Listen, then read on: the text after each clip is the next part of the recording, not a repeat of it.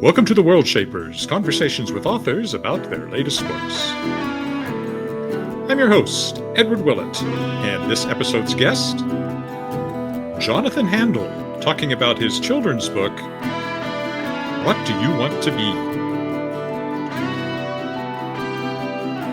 Hello, and welcome to another episode of the Worldshapers, the podcast where I talk to other authors about their latest books. My name is Edward Willett. I am your host. I am myself an author. But before I get to that, I should answer the question that's probably burning in your head if you're watching this on video, which is, where are you?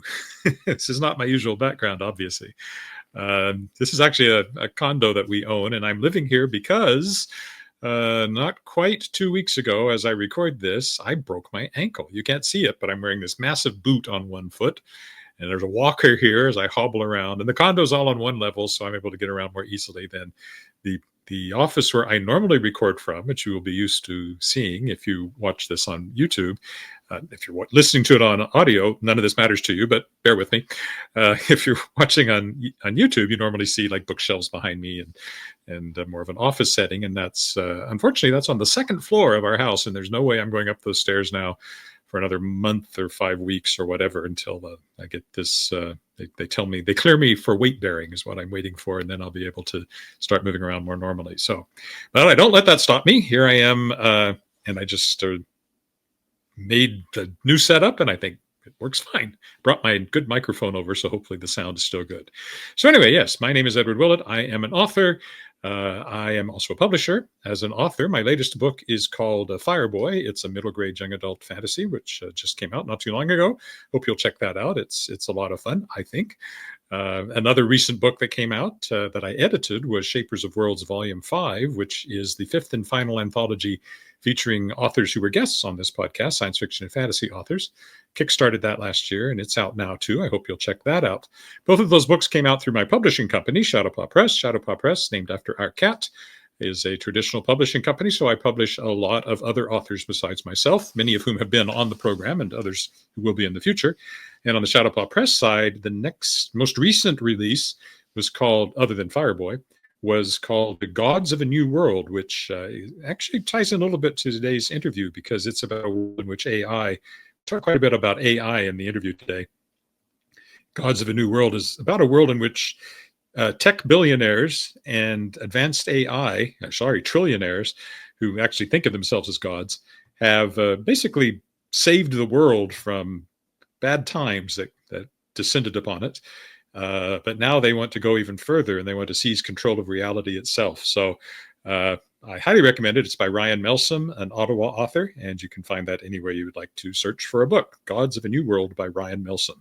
And then coming up very shortly here from Shadowpaw Press will be The Night Girl. This is a reprint of a fantasy novel set in Toronto by James Bowe. James Bowe I've interviewed before. He wrote The Sunrunners, which I published through Shadowpaw Press back in December, I guess, and also edited a companion volume, Tales from the Silence, that came out at about the same time. This is a reprint, came out in 2018 originally, but it's a very, very fun story about a young woman who moves to Toronto and discovers that there's a secret society there of trolls and goblins, and they've always been in the shadows, but now they're getting restless, and what's going to happen if they reveal themselves. So I highly recommend that one as well, The Night Girl by James Bowe, and it'll be out. Actually, it will be out when this podcast goes live. It's still in the future as I record this, but it will actually have come out on August 26th, I believe, is the Tuesday. So look for that. All right. Well, that's enough about all of that stuff. It's time to get to our guest, Jonathan Handel, and there will now be a short pause while I call up his bio because, again, things are not quite what I'm used to here. Okay, I'm back, and now I have the bio to introduce Jonathan Handel. Jonathan Handel is a transactional entertainment and technology lawyer at Feig Finkel and independently, with an additional specialty in Hollywood unions and guilds, and is also a journalist, media commentator with over 1,600 appearances. Well, 1,601, as we make the point later on, counting this one, and occasional writer of screenplays, poetry, and stories. Jonathan was a contributing writer for Puck News in 2022-2024 and a contributing editor at The Hollywood Reporter from 2010 to 2020, where he wrote about 1,400 articles. He has been an adjunct professor at UCLA, USC, and Southwestern Law Schools, and is a member of the Television Academy and an associate member of the Dramatists Guild and the Society of Composers and Lyricists. Jonathan is a graduate of Harvard College, 1982-83, AB magna cum laude in applied math and computer science, and Harvard Law School, 1990 JD cum laude. Prior to law school, he worked in tech and was a political activist. And we will now talk to Jonathan and learn more about him and his new book, What Do You Want to Be? So, Jonathan, welcome to the Worldshapers. Glad to be here. Thank you. I always look for connections, and actually our connection is we both have the same publicist, Mickey Mickelson at Creative Edge, is who put me in touch with you, and I know you've been working with him too, so that's kind of cool. Other than that, we've never met, so this is exciting to talk to you, and I was looking at your website. There's a lot of stuff there. So let's start at the very beginning. Tell me about yourself and how you're not primarily a writer, but you do a lot of writing. So how did that all work for you? Well, it's been a kind of a journey, which actually feeds into why the book is the kid's book that we're here to talk about as well, is Who You Want to Be. I started as a math and science kid in high school, very lucky to be very gifted in math, and got into technology, worked in the computer business during high school, college, and for about 4.5 years after college. Was a applied math and computer science major. And at the same time, during and after college, I was a gay activist in the Democratic Party, Politico, in Cambridge, Mass, where I stayed after school. And that led me to apply to Harvard Law School. And that in turn led me to ping pong from the East Coast, where I'd grown up and where I'd gone to school, to the West Coast, to Los Angeles. I got bitten by the entertainment bug and shifted into entertainment law. And then in 2007, in the run-up to what became a strike by the screenwriters, a publicist, this is another publicist enters our story, positioned me as an expert on the guilds, the unions, the Hollywood unions, like the Writers Guild, because I had worked at the Writers Guild 15 years earlier for a year, and luckily I was able to sort of very quickly become an expert, and started getting press attention. She also, the publicist, urged me to blog. I started blogging. The Huffington Post asked me to blog on their platform, and then the strike happened. I just sort of blew up in terms of both media attention and the amount of writing I was doing, to the point where for example, the LA Times, which had been quoting me from time to time, the reporter stopped quoting me, and I asked him why, and he said, "Because you're a competitor." And I said, "Well, what do you mean? I mean, I'm a lawyer who's blogging. I'm not a reporter." And he said, "You're breaking news. People are reading your stuff, and I'm not going to quote a competitor." And that was kind of a bit startling at first. And then after the writer's strike, the screen actors, in an echo of the writer's strike, worked for a year without a contract. The issue for both of them was new media, in other words, the internet.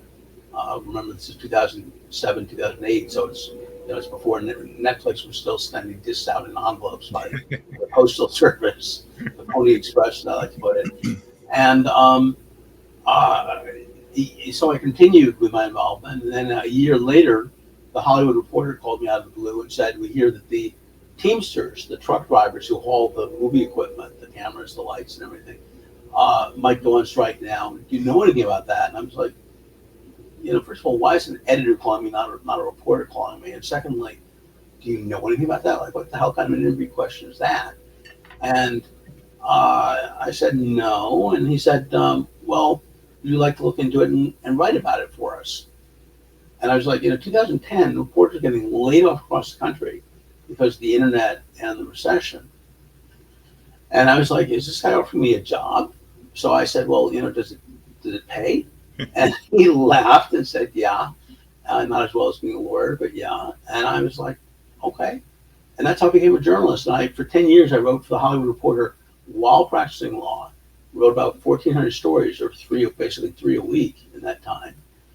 And that in turn opened up creative writing pathways that I didn't know that I had. And one night in 2016, as I was falling asleep, I realized that a poem about Trump was writing itself unbidden in the back of my head. And this is particularly strange because I'd never written a poem in my life, except as a high school assignment. But I was very into rhymes and wordplay. And I thought, well, I don't know what the little people back there think they're doing, but I better get up and write this down. And 2.5 hours later, I had a 6-page, 60 verse, that's 60 verse, rhymed poem about Donald Trump, which I looked at. I'm like, so, Donald effing Trump is my muse. I don't even know what to do with that. And that evolved into, I posted it, got no attention. So then I decided to do an animated video of the poem, which took me 100 hours because I'd never done an animated video of anything before, or really a video of anything, a video of any sort. And that in turn, someone said you should have songs in it. And I was like, I don't know anything about songs. And then I realized, well, that, the lyrics of songs are like poems. And I ended up writing a musical about Donald Trump. And I've been writing poetry, mostly political, but not all of it, mostly rhyme, but not all of it,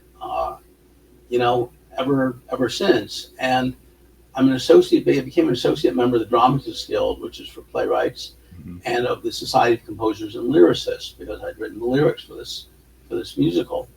And they have a sort of a little exercise that you can participate in once a year, if you wish. It's sort of it strikes me as being sort of like a music school exercise where they pair lyricists with composers, and they give you an assignment.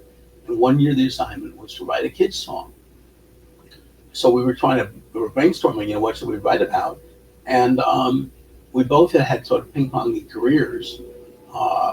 And so I figured, well, why don't we write about who do you want to be when you grow up? And so I wrote the lyrics for this song. And I later realized that if I spaced it out page by page with illustrations on each page, I could do an illustrated kid's book, except that I don't know how to illustrate. So this is about 1.5 years ago. I used AI to do the illustration. Now, I know that's controversial among some folks. I did not take work from anybody because I wouldn't have. It'd be about $15,000 in 6 months of work, and I just wouldn't have done it as a hobby, sort of a hobby project to spend that sort of money. But I do feel that the training material that AI is trained on, the authors of that ought to be compensated, and they're not currently in most cases, and they weren't in that case, in the instance of that AI program. So if I break profit on this, if I'm making a profit, I'm going to give 10% of the profits to a nonprofit Society of Children's Book Illustrators and Writers. So that's sort of the story, and it does take us to the book.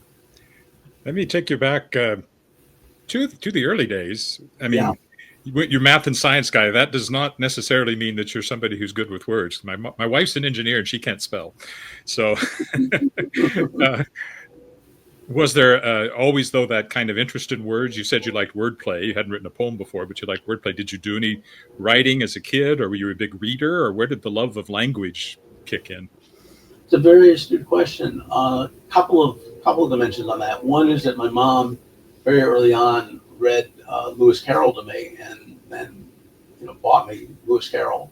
And for those who are familiar with Alice in Wonderland, Through the Looking Glass, only through the recent Disney movies or the older animated Disney movies, the Johnny Depp ones more recently, they don't capture the books, or The Hunting of the Snark is sort of the third book that Carroll is known for.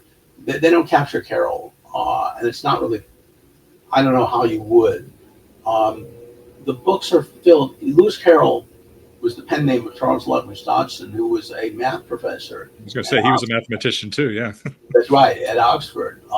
Did pioneering work on the mathematics of election voting, by the way, and how to try to have a voting system that's fair and reasonable and understandable at the same time. And you don't split the vote and get a conservative in because two liberals split the vote. And there are all sorts of mathematical aspects to voting.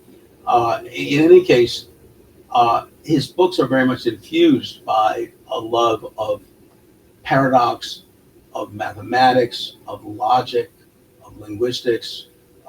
One character says to Alice, look down the road and see if the messenger is coming. And she looks down the road and she says, I see no one.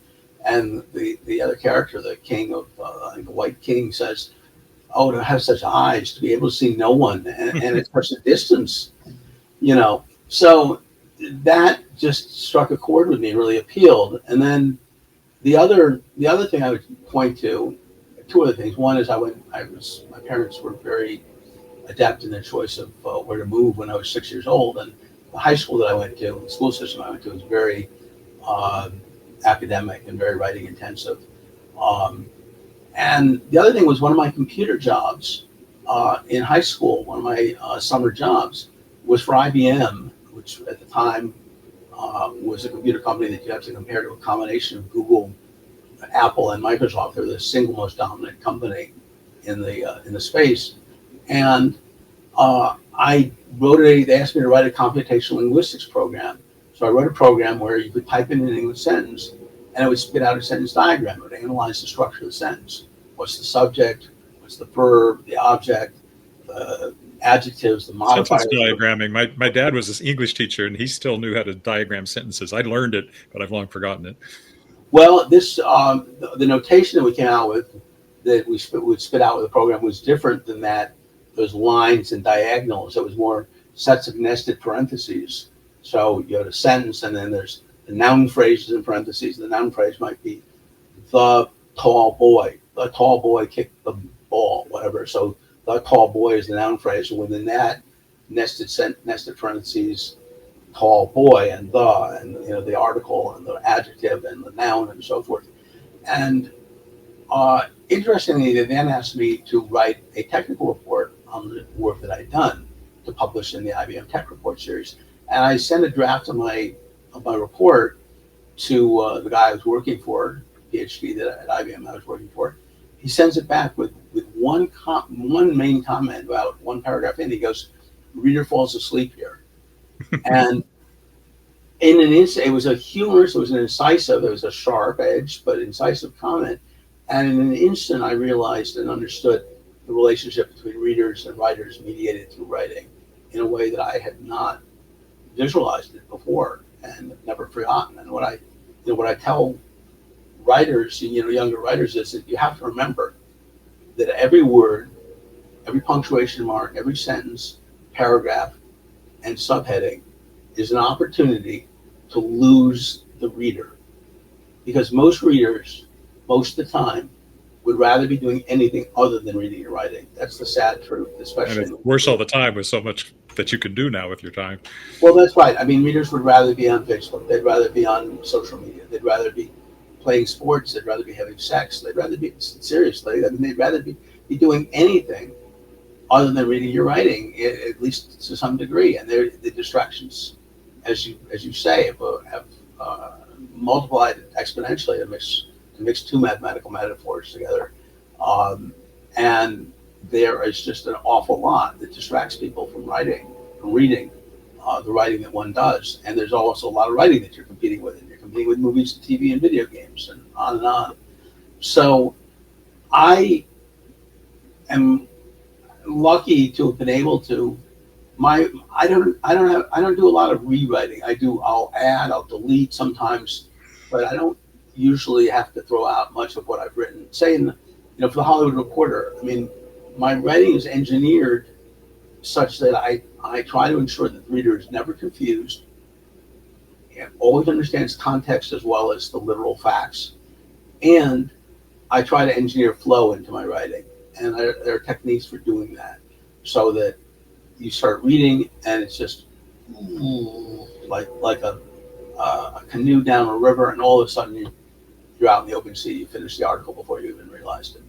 I started my career as a newspaper reporter and journalist, and at a weekly newspaper. But I was writing 3 feature articles a week and tons of news stories. And I think just the mere act, also, and you've done a lot of writing now, that kind of writing, nonfiction writing. Just the mere act of putting words on paper, as it was back then, Right. build something in your brain so that you get better and better at putting words on paper, hopefully, and it becomes almost second nature to for things to flow in a logical progression from your fingers. That's what I find, anyway. The hard part for me is the mechanics of typing. I'm very um, maladept, just in terms of finger coordination, that kind of thing. But sometimes I'll dictate to the phone, and then edit the text, fix up the capitalization, that kind of thing. I can, I can write in my head, um, and I'm very lucky to have had the opportunity to do journalism for 10 years at the Hollywood Reporter, and for about a year and a half at Puck, subscription newsletter that covers Hollywood, Silicon Valley, Washington, various, New York, various power centers. I covered the strikes that we had 2 years ago, the dual writer and actor strikes. And people ask, do you ever get writer's block? And I'm like, oh, sure. Like, my editor's like, where's our article? Variety posted 5 minutes ago. And I'm like, I have writer's block? And no, I don't think so. Yeah, that paper or whatever is coming out at a specific time, and your words have to be there, and that's all there is to it. So, well, the specific time now. I mean, I started the Hollywood Reporter when we had a daily print edition, but within 3 months we had moved to a weekly print edition. And when I write for the weekly, yeah, it's coming out. There's a close, but most of the time my writing was for the internet, where the deadline is right now, regardless. yeah. It's not like 6 o'clock. 7 o'clock, 6 o'clock, and you can push to 6:30 because we can harass the press people. It's, Variety is about to post, Deadline's about to post. Where's the Hollywood Reporter story on this? It's an era of just constant deadline pressure. You're lucky when you're doing a feature where you're always considering, is this going to hold, or my competitor's going to find out about it? But sometimes you have that luxury. Well, Donald Trump is your poetic muse, but Yes. you're also writing short fiction. I know you've written short stories and things like that. Was that going on before you started into the poetry side of things? I did one short story that was based on true events, so it sort of, it leapfrogged off of the reporting experience. In 2004. Four? Yeah, four, I think. I traveled to Havana on a nonstop flight from LAX to Havana, which Americans will wonder at because we had and have an embargo, but I had a State Department license. Almost got myself killed in Havana going home with the wrong guys, and cautionary tale, but it ended up, luckily I didn't get hurt. I got robbed of $20, and it ended up being material for a short story that I did get published in a literary magazine. I didn't write it until, 2014, I want to say, is when it got published. So it was after I started with the Hollywood Reporter in 2010, but it was before the poetry. Since then, I haven't done a lot of short stories. There's one that sort of doesn't know whether it's an ultra short story or a poem. It's kind of both, called The Axe. But it's more been poetry and nonfiction writing. You said that you're. I'm sorry, and scripts, I should add. I was going to ask you about scripts too. Yeah. Oh yeah. I've done, in addition to the play script about Trump, I've done a motion picture script and beginnings of a television project. What you said in your writing that you don't do a lot of rewriting, that it comes out fairly clear, and you just maybe take stuff out and maybe put a few things in. But what is your actual writing process? You said sometimes you dictate it. Is that more common than typing for you? I mean, and also you're a very busy guy, clearly. Where do you work in the creative writing around all of the lawyering and all that other stuff that you do? I let the creative writing come to me when it comes, and it's frequently when I'm rotting in bed in the contemporary vernacular. I'm lying in bed, falling asleep, or lying in bed in the morning or whatever, or even taking a nap in the afternoon. And something, will start to write itself. and I just so then I have the phone with me, so I'll dictate. Um, Sometimes the first draft of a poem is typed on the computer, but more often I'd say dictated. Uh, the nonfiction writing, like when I write on my Substack, which is jhandel.news, JHANDEL.news, and everyone's welcome to sign up for that if they want. Um, that's Sometimes it's dictated. Sometimes I start writing in my head, and I'll write an article in my head, and then I'll dictate it. Other times it's at the keyboard. Um, I did something new the other day. My poetry tends to be relatively structured. I and generally rhymed, but not always. But the other day I wrote a poem that I call "Ode to California," that was more stream of consciousness, kind of, I suppose, influenced by the beat poets, or James Joyce a little bit. Although not that I've read much Joyce, so probably more influenced by having read some of the beats a little bit.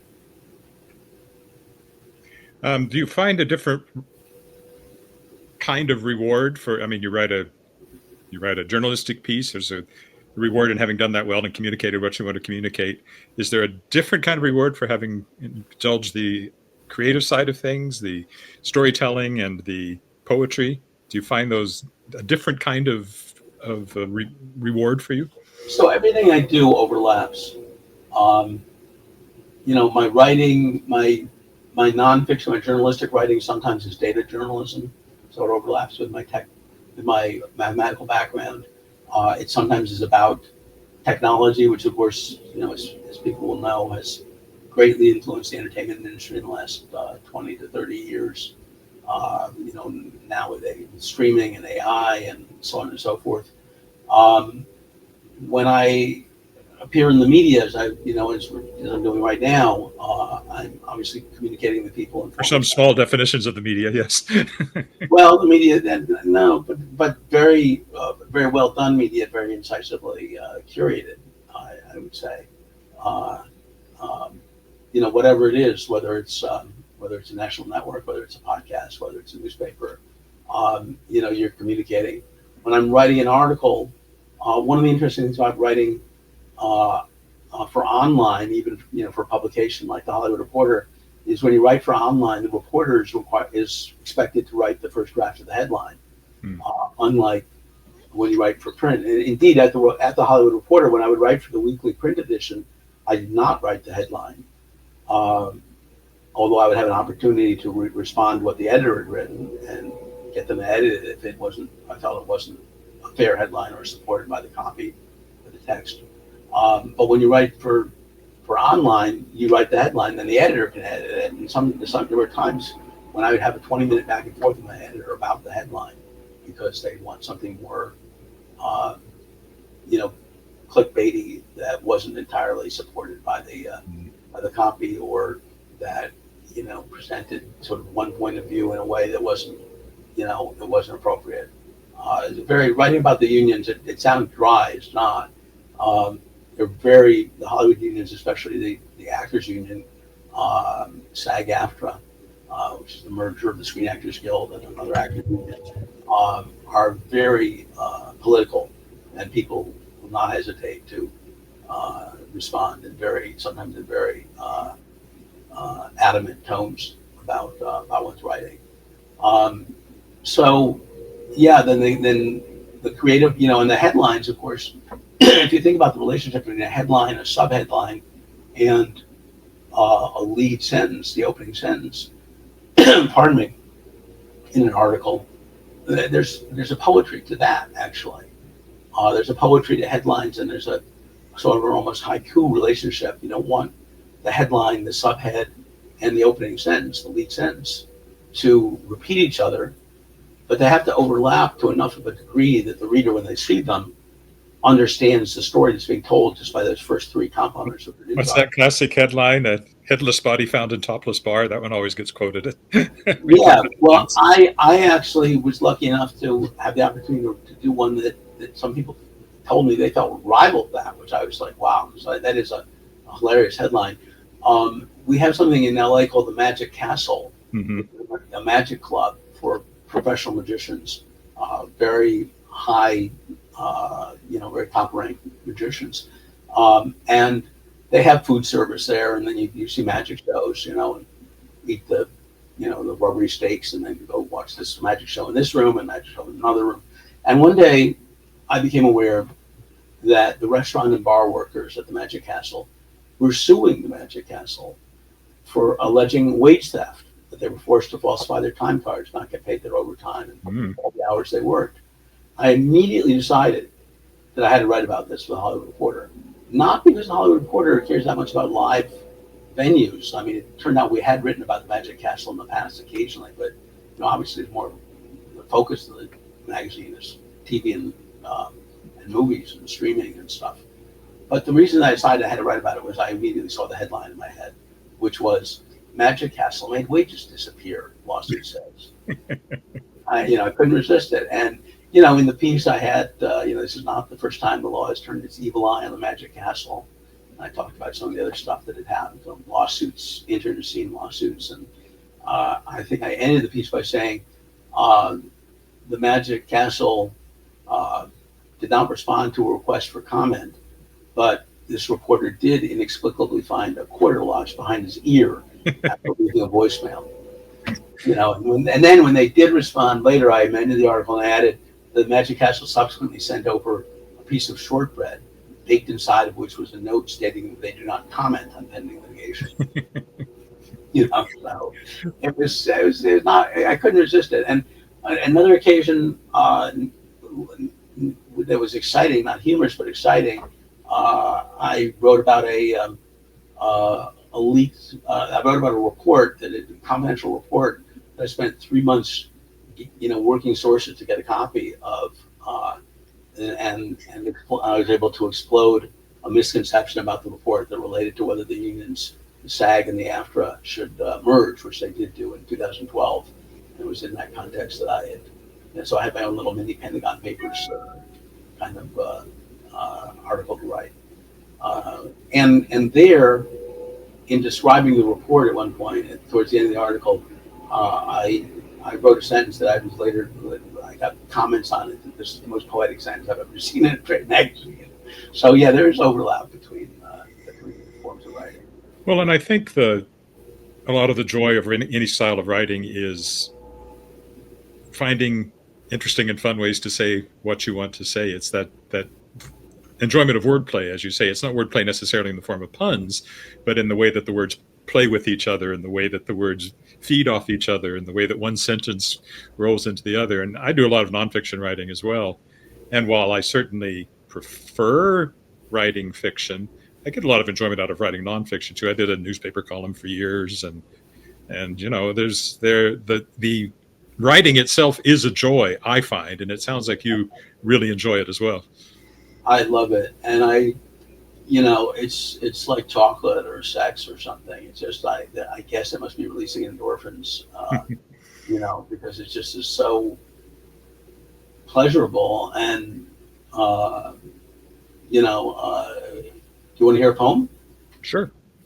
Okay, this one is called, and I'm doing it from memory, for those who may wonder if I'm reading off the screen or a teleprompter. I don't have a teleprompter. This one is called How Wireless Wi-Fi Cameras Revolutionize Remote Support. Catchy title. Thank you. Yes, it's an unusual title for a poem. Do you know, asked the email I just got, how wireless Wi-Fi cameras revolutionize remote support? I had to admit, I had to retort that I of this do not, and that I cared even less, and without stress had given it not a thought. Do you know, I almost replied in haste, how dictators begin? But I looked again, saw nothing but spin, and considered replying a waste. You're receiving this email, the footer claimed, because you opted in. Huh, as if to proclaim that in this game I actually had some skin. Do you know, I might have replied, that some folks starve in the streets, while others obscenely peddle their musk to two-time commanders of fleets, and while your servers guzzle from all the electrical plants, and while you're busy coding your apps, dark politicos do advance? Do you not know, my mind cried out, that fascist trumpets blare? While to the genies of high tech, it's just AR and AI in the air? But I let the email be and replied to it not at all, because it seemed to me its concerns were dull and small. And so I was left to wonder whether Wi-Fi cameras repair what people have torn asunder and trashed with nary a care. Very good. Thank you. Interesting rhymes, and yeah, I liked it a lot. Did you catch the 3 name checks, though? I caught a couple of them, yes. Okay. So going on to the book, which is Yeah. also written in poetry. Yes. It's 80 pages, which is very long for an illustrated children's book, which is one reason the illustrations would have been horrendously expensive. But how long did that take you to write? Did it come out in a rush? Was it all in one setting and you wrote this thing? Or Well, first of all, I should point out, it's 80 pages. It's only a 15-minute read. It's only 360 words. oh, so So it's like one very little text for each picture. In other words, right. There's either 2 lines or 4 lines for each picture. I could be a lawyer, but that's too boring. My mom does that. She's always snoring. Or so there's 4 for 1. Or I could be a coach of football or soccer. It's two lines. Or be a player and have my own locker. Another 2 lines. So that's rhyming couplets. Sorry? Rhyming couplets. Rhyming couplet. 2 rhyming couplets. That's right. It pretty much all came out in a rush. To give you a concrete example, the poem that I just recited or performed, as I think of it, that took me about 10, maybe 15 minutes to write. The wireless Wi-Fi cameras poem. It just, the best of them they just kind of write, and afterwards you go back and it actually, there were a couple words that I changed and, but that one wrote itself before the election. And so rather than how dictators begin, it was which of the 2 will win, which of the 2 presidential candidates will win, and would-be commanders of fleets, not 2-time commanders of fleets. So, you change a word or 2, or, the interjection, the ha at the footer that you opted in, that was an addition that came later. But, and there was one verse that I deleted that was sort of making fun of the name of the person who had sent the email, the Wi-Fi camera's email. So, that's a sense of the process, but there wasn't a wholesale rewriting by any means or anything close to it. It's more of a little bit of a polish here and there. And the book, likewise, most of it was in a single go, and then I subsequently researched what kids say their favorite occupations are and what the most popular occupations actually are and are likely to be according to government jobs officials, and added in 2 or 3, 4 occupations that I hadn't included in the beginning. I do have in the book an index of jobs, and also a resources page for parents, teachers, and older kids of jobs websites, not how to find a job, but government websites on occupational handbooks, basically, in the U.S., Canada, UK, and Australia and New Zealand. Did you always think of it as a picture book when you were writing, or was it a poem and then you realized that you could turn it into a picture book? It was a song. I remember it was the lyrics. Right. That's right. It was the lyrics to a song, and it was then only after, at some point there, that I realized I could give this an additional life by. Is there music for it? There is music for it. I didn't write the music. Another fellow did. We were, as I say, we were paired in this exercise, it's. But you can sing it because it is sing-songy. So it's starts out. One day my best friend said to me, "Who in the world do you want to be?" I thought and thought and thought and said, "Maybe a fireman because their trucks are red." I don't know. It's just a bad reason. Maybe a chef because they cook in season. So you can sort of sing it. So then you've talked about why you went with the AI illustrations and donating, some to charity because it is trained on authors' works. On artists' works. Have you? Are you happy with the results? Are you happy with the artwork that you got? I am actually. It's the style is uniform throughout, and I noticed that, which is interesting. yeah, and I didn't have to largely didn't have to engineer that. The prompt. So the way for people who don't know how generative AI works, you type in some text, and it'll respond with what in the case of a program that does illustrations, it'll respond with an illustration. So in just about every case, all I had to say was colorful illustration for a kid's book of a female lawyer snoring, that early verse, a soccer coach, uh, a writer. And then it generates an illustration. A writer, and he's got a cat at his feet, and a typewriter, and it's nighttime, and the moon is smiling outside the window, that kind of thing. It fills in all these details.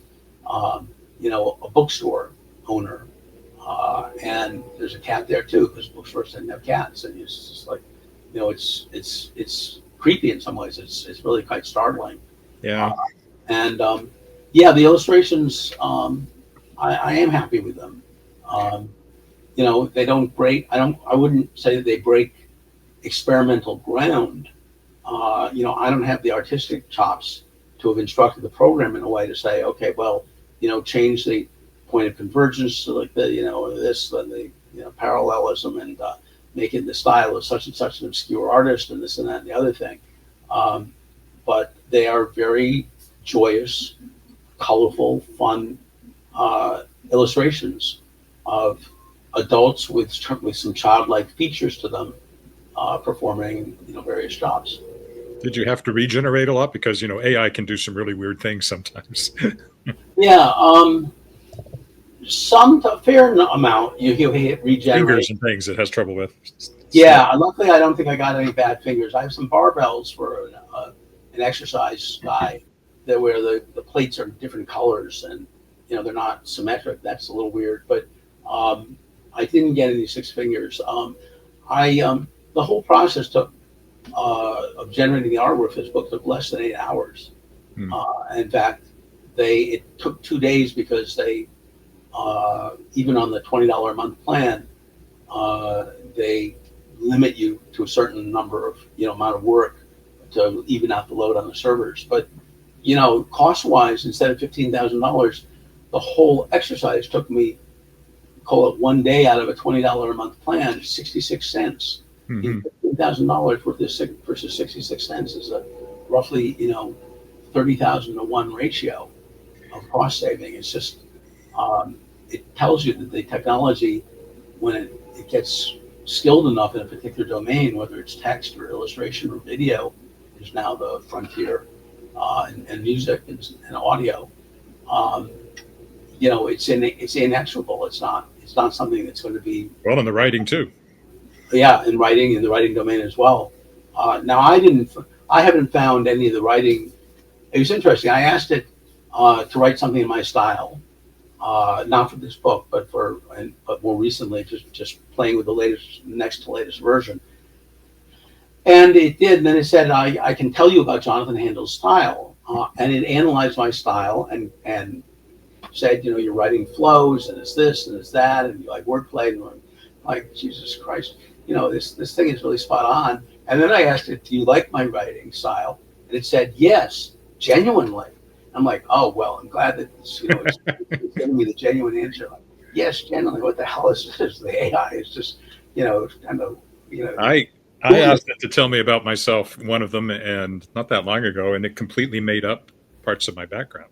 Yeah, I haven't done that in a while. Asked it to give a biography, an autobiography, but when I did, probably 3 years ago now, it said that it got most of it right, but it said I'd followed my father's footsteps, as he was also a lawyer, which he wasn't, and then my brother is also a lawyer, which he isn't.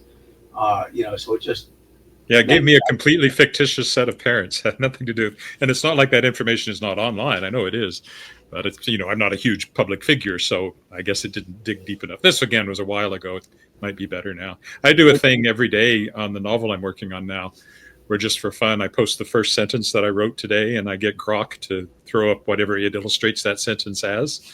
Right. And that's been kind of fun as well. So, and of course, with Grok Imagine, it turns into this 5-second video if you want it to. That's quite amazing. I haven't used Grok, but I'll check it out if I can stomach using it. It's Elon's, right? It's Elon Musk's. Well, it's whatever the company is. Yeah, I guess it's his. Yeah. Yeah. Hold my nose. So how did you publish the book? I self-published through Amazon in paperback, hardcover, and Kindle. So the way the process works is I wrote the text of the book in a Word file, and I think for this book I used a graphics program to do the cover, and you convert those both to PDFs. So now you have a PDF of the entire interior, the 80 pages, and a PDF of the cover, back, spine, and front. And you upload those and input metadata, the title, the author, blah, blah, blah. And Amazon publishes it. It's you have to be somewhat adept with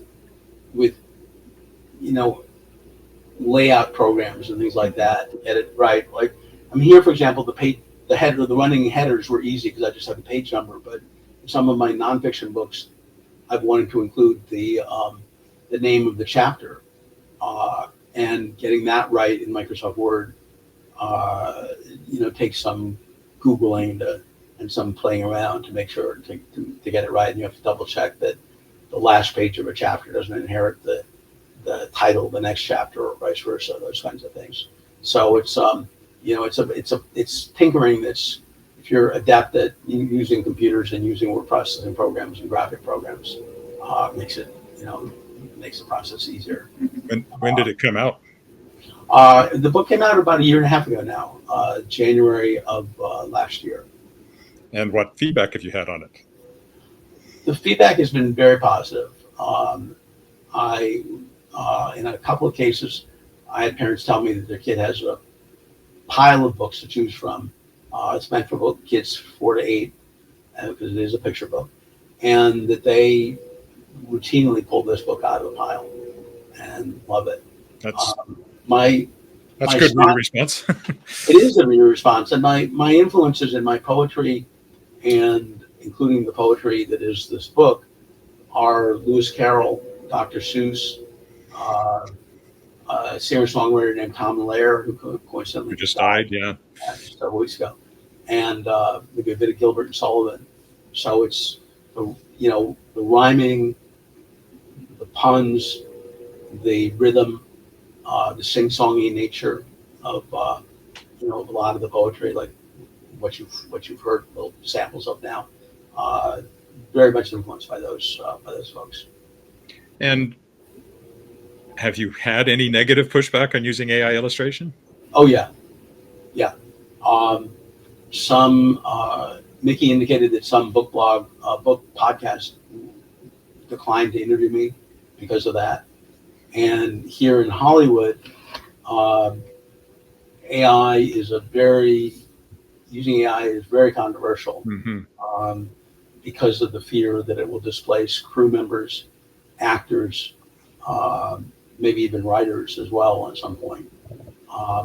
The dual strikes 2 years ago that I mentioned, that I covered for Puck,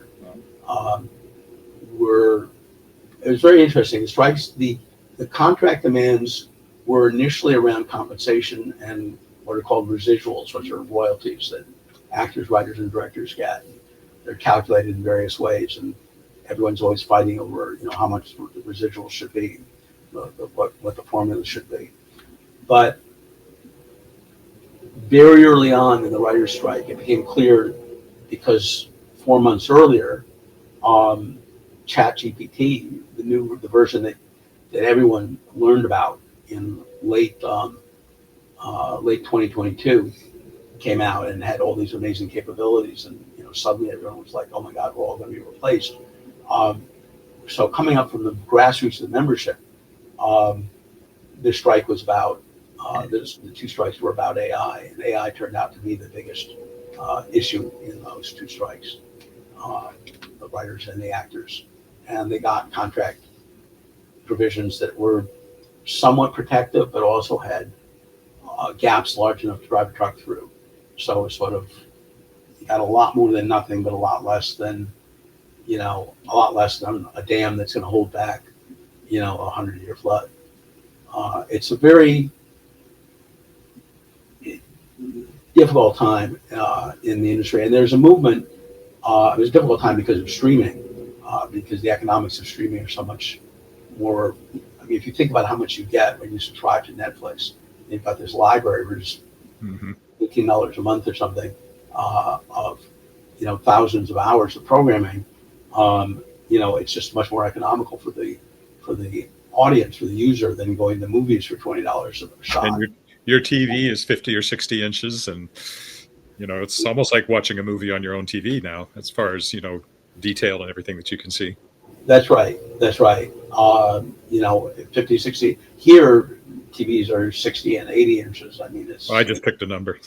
Yeah, no, but I mean, it's getting with each iteration, people are getting larger and larger TVs and projectors, and you're paying, unless you're into sports, you're paying less than you paid for cable, and you have so much more, and you're paying less than you paid for the movies.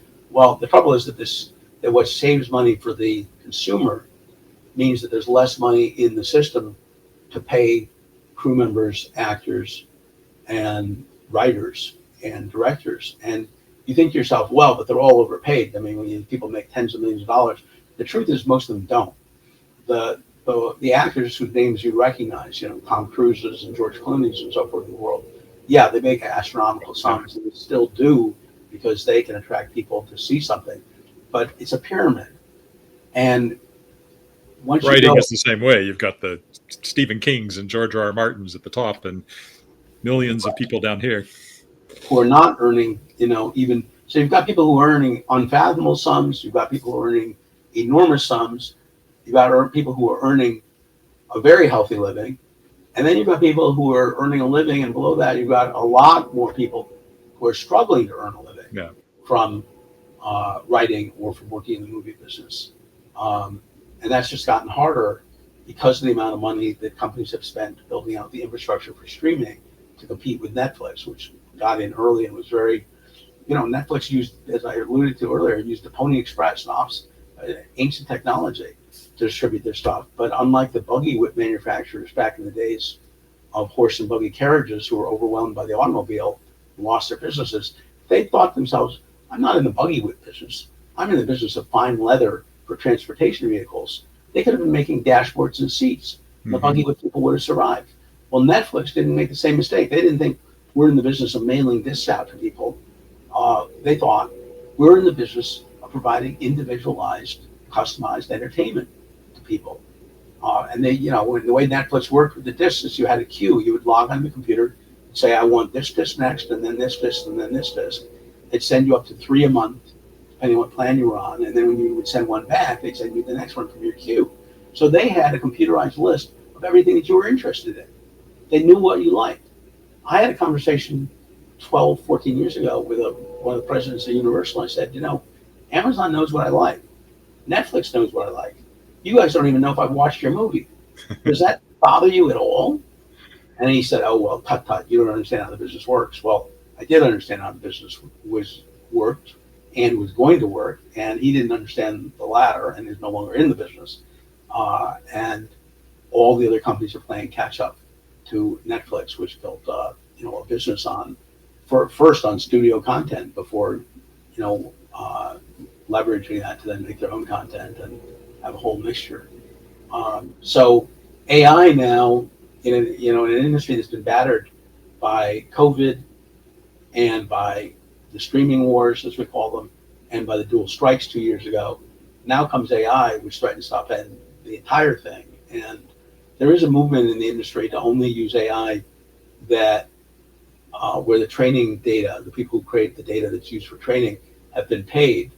But whether the law requires that or not is an open question that is only just beginning to get resolved. And I happen to think that the law is going to say in the U.S.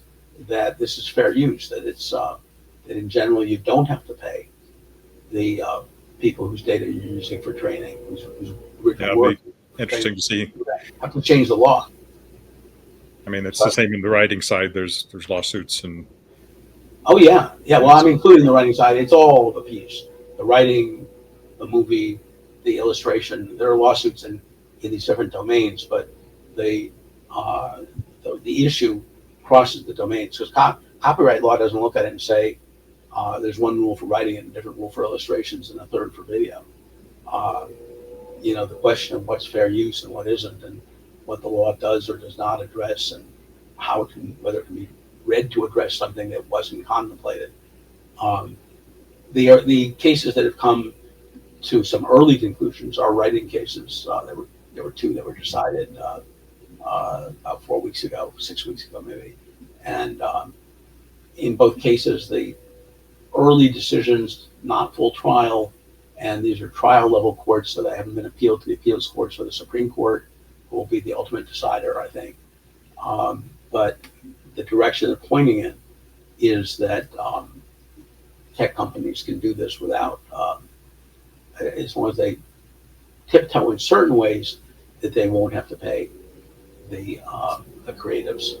And as a result, there is legislation that's been introduced in the Senate that would change the law so that the compensation and/or consent would be required.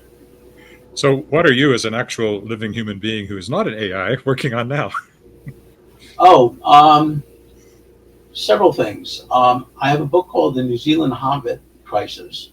I've never been to New Zealand. I've never seen The Hobbit, but it's nonetheless a very cool book based on coverage of an incident that I did for the Hollywood Reporter some years ago.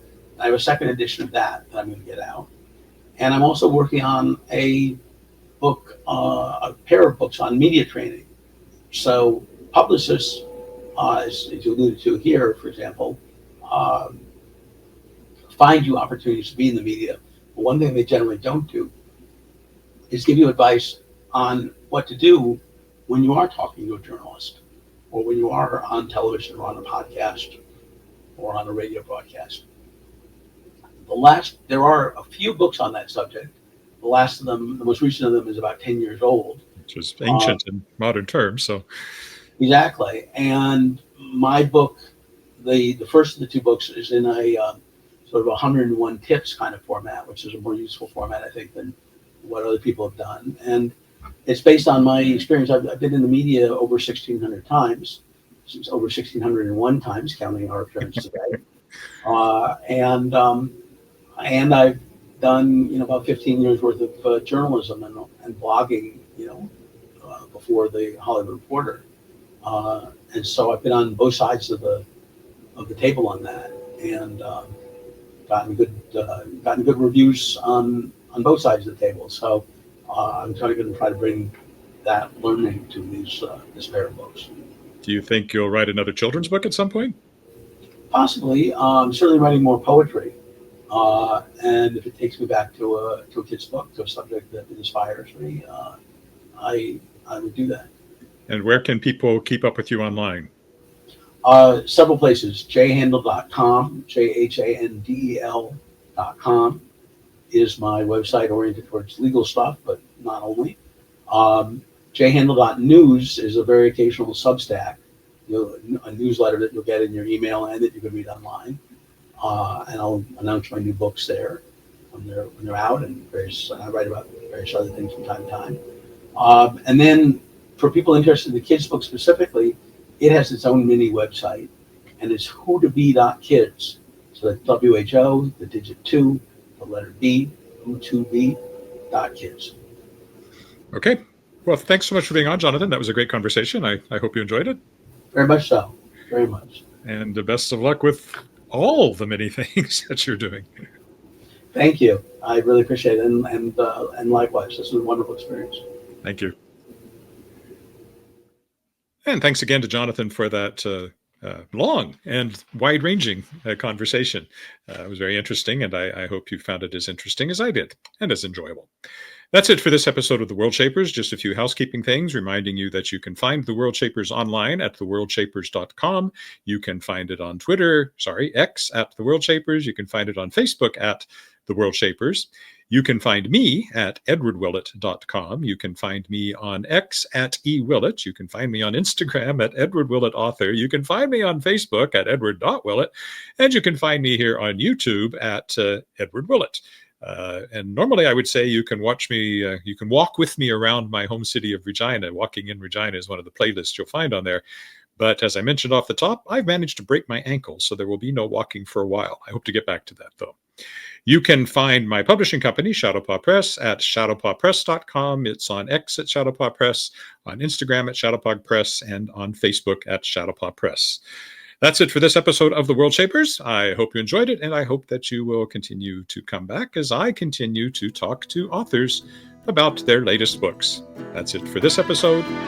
Bye for now.